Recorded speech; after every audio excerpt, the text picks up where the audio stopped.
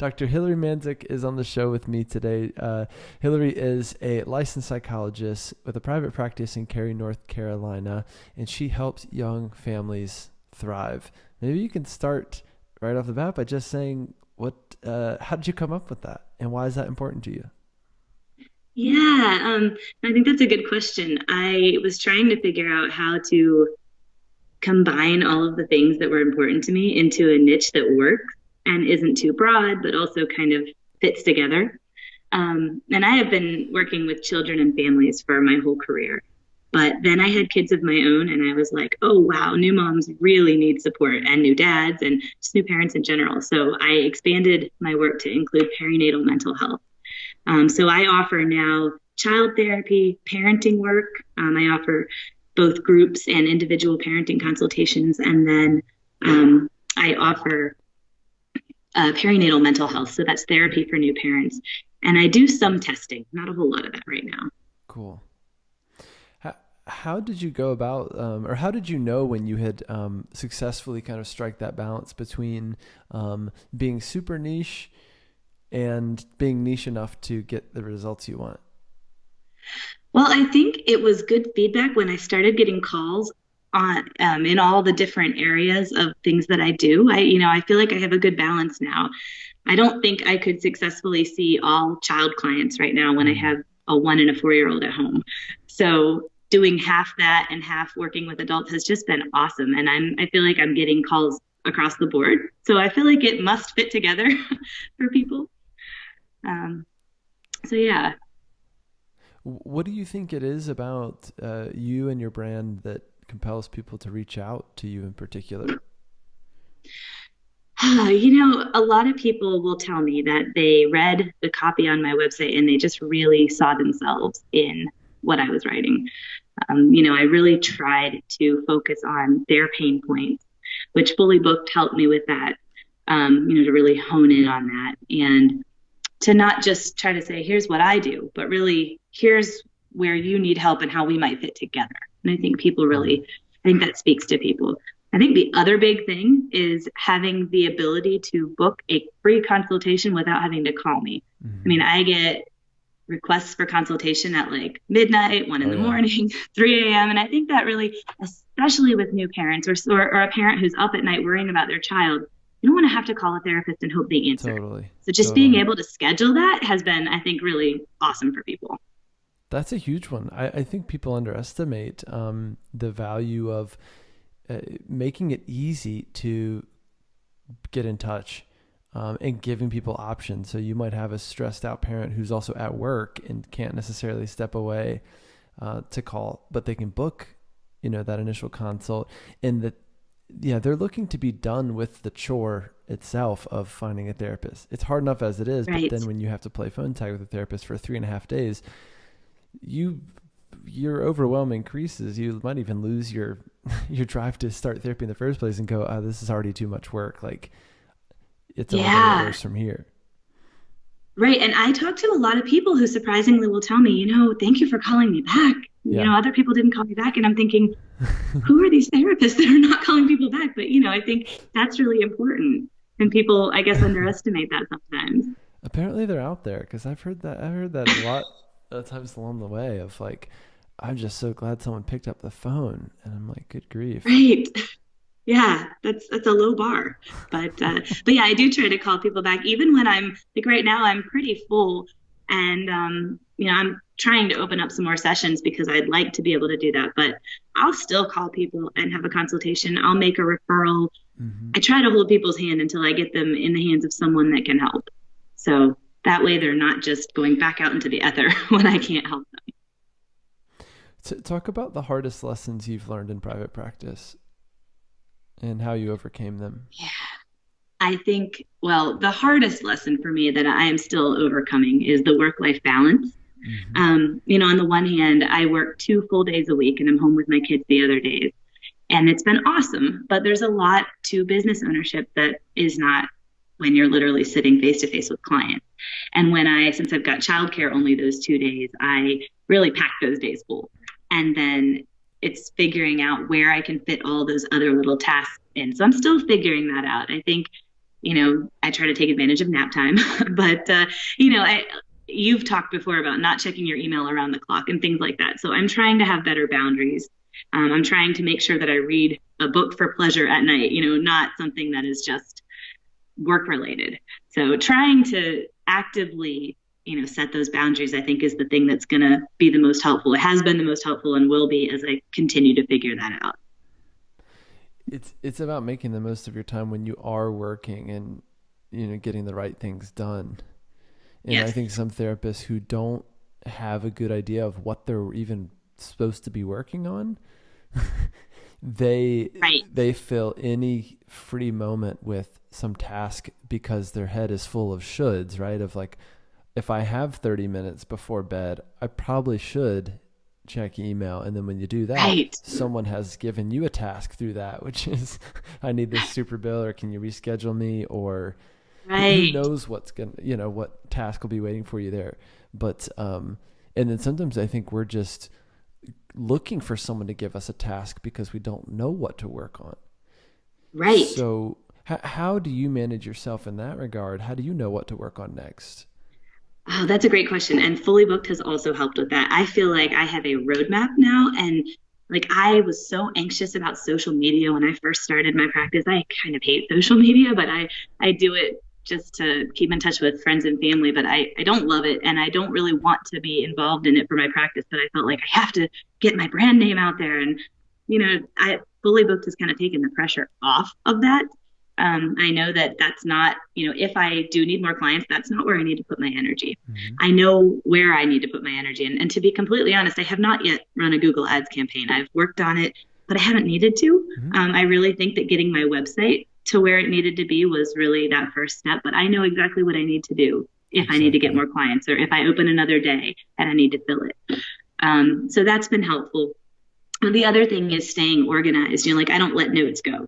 I make sure that I do them after each session, and try to stay focused and, save 20 minutes at the end of the day to return phone calls, and then, close that book for the day.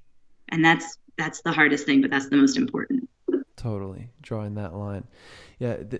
I think a lot of therapists are looking for almost permission to not do social media, like permission just for someone to go, hey, not only do you not need to do this, but actually you shouldn't do this because there's a lot of other things that you need to do first, or instead Right. to get more clients. Right. And I think having that permission is just, it's really freeing, and it's really helpful because then you know that, when I do have an hour or two here, I'm going to focus on my Google ads. I'm going to focus on keeping my Google business profile updated, or writing a blog post. But see, that's the other thing. I was writing blog posts, and I still have yet to get to the point where I'm doing a good lead magnet. So I feel like for me, I'm going to just chill out there and not put as much pressure on myself until I have a good group of people that I'm actually sending these posts to, not just sending it out for my friends and family to read. So it's a matter of knowing why you're doing something.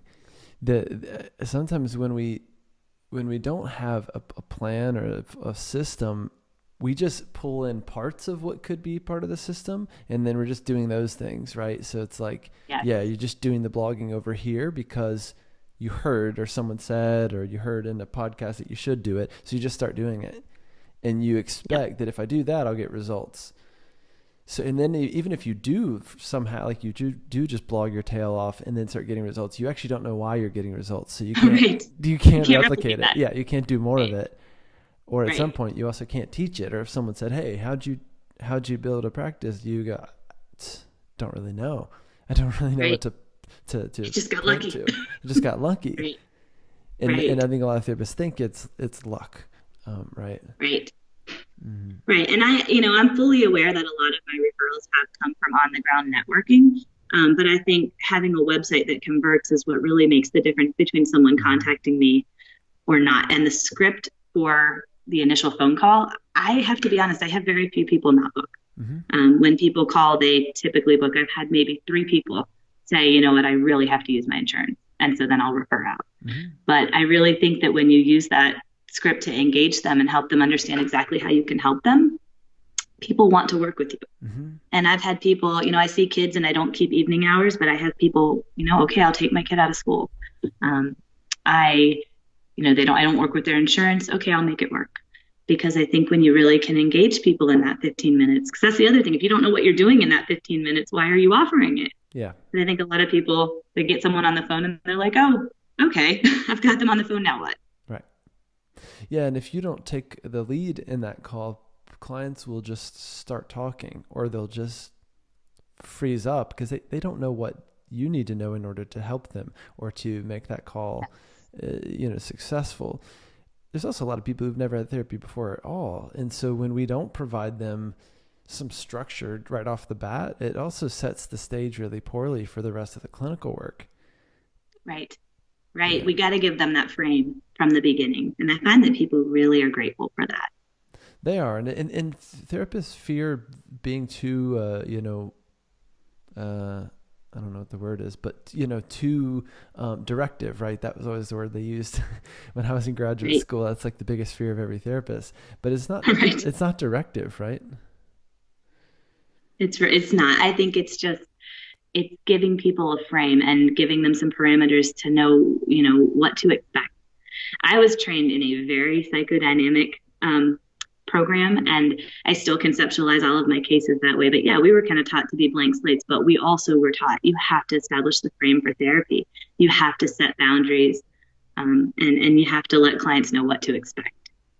If you don't, then it can be a really meandering process that doesn't really have any direction.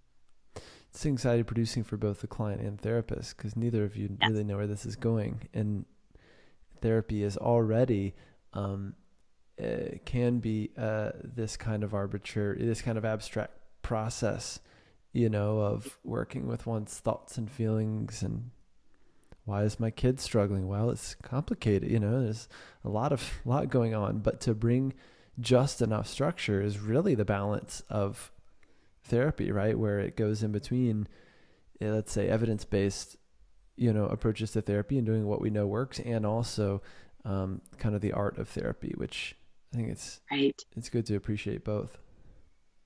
Right. And we know that the relationship is one of the biggest healing factors, and that is something you can't always quantify. But I think providing some structure that makes people feel safe, and that contributes to that relationship that is healing for people. Absolutely. What else has helped along the way, and what do you wish you had known previously? Um, I wish I had had the roadmap to help me prioritize what to focus on initially, because that has been so helpful just to know when I do have time to work on my business, what do I need to do? What do I need to work on? Mm. And what can I let go of? It's very parallel to what I try to do with parents when they come in for parenting work. I have a lot of parents who think that they have to do all of these things. And actually, a lot of those things are things we can let go of. And here's the things that we do want to be focused on. Here's the things that do matter. So I think that has been just invaluable. And, knowing that even though I haven't gotten through everything, I knew exactly where I'm at and what I need to do. Mm-hmm. It's a great parallel because your business is your baby, right? A Yes. lot of therapists say that, or business owners of any kind say that. And it is hard to wrestle with that feeling of, am I doing enough? Am I doing the right things? Is the future of my baby going to be okay? Which is really what everyone Right. is wondering in either Absolutely. scenario. Yeah, I think that's absolutely true. And just like in parenting, I think it's true in business ownership. You need to be good enough. You need to be Mm. doing the right things. You're not going to do it perfectly. You're going to make mistakes, and that's okay. I got caught up in shiny object syndrome in the beginning, even though Mm. I had guidance to know that was going to come. But I was like, well, I should offer to do this, and I should agree to do everything someone asked me to do. I'll lead this group and this group. And I found myself overwhelmed and now kind of backing away from some of those commitments because I didn't need them to get full. It wasn't the right place to apply energy. And I have to prioritize where I can actually do those extra things because I don't have time to do all of them or energy. So how did you resist shiny object syndrome, and how do you continue to resist it now? It's a great question. I think I, I mean, part of it has been backtracking, that I Yeah. agreed to do some things that now I'm kind of like, okay, there was a group that a colleague and I marketed and marketed and it didn't take off, unfortunately. But I was able to say, okay, I can't keep marketing this group at this point. Hmm. I need to focus on other things. So, and then in terms of trainings, I have a broad enough niche. I mean, it's defined, but I have all these different areas where I could do training. So I've had to really say, okay, next year, I'll deal with that next year. I have what I need for now. Um, yeah, but it's really focusing also on what do I want my schedule to look like? Do I really want to have multiple evenings a week where I'm not getting time to relax and replenish, where I'm out doing a group or teaching a class? So I've had to really think about, okay, is this going to contribute to my well-being? Probably not. And if I'm not well, my clients can't be. So, Totally. Yeah, the cure to shiny object syndrome is almost always letting go yep. of something, which is the opposite of our nature, which is to hold on tightly to a lot of Oh, things. yeah. Or if you're a therapist, to try to help everyone, please everyone, even at the expense of Yes. yourself and your family. Right. And I think sometimes we're going to do that. And I Yeah. think it's just recognizing when that happens, okay, I need to pull back. I need to let go of some things Well, and and being able to sometimes do that. if you're in a sprint in your business and you know it's a sprint and you go, for the next 3 months, I'm doing a lot of workshops. I'm doing, Mhm. you know what I mean? I'm planting a lot of seeds or whatever it is, or I'm getting EMDR certified, then great. Like do that and do it intentionally and tell your family or get the, get the Right. support of your Right. family. Don't just do that all the time without any Right. consciousness, right? Right. Yeah. And that has been my last 2 months. I two really wonderful and important trainings, 4 days and then 3 days, Yeah. and talks and workshops. And so it has been a little bit crazy. And I think that has caused me to reflect again and say, okay, now I need to, after this is over, take a little bit of a breather. Very cool. I told you at the beginning or before we started recording that when I talked to you and when you joined Fully Booked, you struck me as a therapist who gets stuff done, who takes in information and gets stuff done, and also doesn't allow yourself to get too overwhelmed, or at least to not stay in that state of overwhelm kind of chronically. Um, Right. do you feel like that's true? And if so, how do you do that? Yeah. I mean, I do feel like that's true for the most part. Honestly, I think graduate school prepared me well for that. But and I did it twice. I was a glutton for punishment. But yeah, I think the other piece is just, when you can prioritize what it is that you need to work on, that helps you really dive in. I think sometimes we get stuck in a state of overwhelm when we don't know what we should be prioritizing. And so we have all of these things floating around and we just get paralyzed and we don't do any of them because we're like, I don't even know if this is going to work. Mm-hmm. And I'm feeling stuck and frustrated. So if you know that the things that you're going to do are actually going to help you meet your goals as a business owner, then or as a therapist, clinically, it actually motivates you to get them done. It's a lot like what we do for our clients, right? Mm-hmm. We help them, they come in overwhelmed and we help them prioritize what's really important to work on and what's important to work on first. Usually that's symptom reduction, but how can we help you feel more stable and able to do your life? And then we can get into some of the other things that you want to work on. And I think it's very similar when you're a business owner. So for me, having the ability to say, okay, I'm going to invest in some help in figuring out what I need to do. I'm going to do the fully booked program and I'm going to make that investment back once I know that I have systems for my business and processes. Awesome. Well, what's the as we wrap up here? What's the one piece of advice you wish every therapist could hear right now? No I pressure. think, yeah, right. um, no, I think though, what I would say is you really have to look at what you want out of your business, Mm. what your other demands are, in terms of your family, financially, in terms of what you need to feel good and do your work, and then set up your business accordingly. Don't set up your business according to what you think needs to happen. So if you're going to take insurance, make it a really conscious choice. Um, I think a lot of people go in thinking that they have to get on every panel just to get clients, and that is absolutely not the case. Um, I have thought about getting on one panel just to increase access to care. In North Carolina, it's Blue Cross Blue Shield. They have a lot of people in North Carolina have that insurance. but that would be a conscious choice for that reason and not because I need it to get clients. Mm-hmm. I think set your hours according to Yeah. what works for you. Don't feel like you have to work into the evening just to give people access to care. They will figure it out. So whatever you need to do your work well, set up your business that way instead of working backwards from, oh no, I committed to all these things, or I set up this business that is overwhelming me and now I have to scale back. Awesome. Great advice. Hilary, this has been fun and really, really helpful, really informative. Tell folks how they can find out more about you. And then, of course, we'll, of course, put any links to that in the show notes. Sure. Yeah. My website is just my name. It's HilaryMandzik.com. And I'm going to spell that for you because it's kind of a confusing one. So it's Hilary with one L, which is Hilary, and Mandzik is Mandzik. So it's HilaryMandzik.com. And I do telehealth throughout North Carolina. Great. So if anyone in North Carolina is listening, you can book a free phone consultation and do telehealth from anywhere in the state. Excellent. And in Virginia, actually. Yeah, there you go. For my home state. Perfect. Yeah. Thanks, Hilary. I appreciate it so much and look forward to talking to you soon. Sure. Yeah. Thanks for having me. Talk to you soon.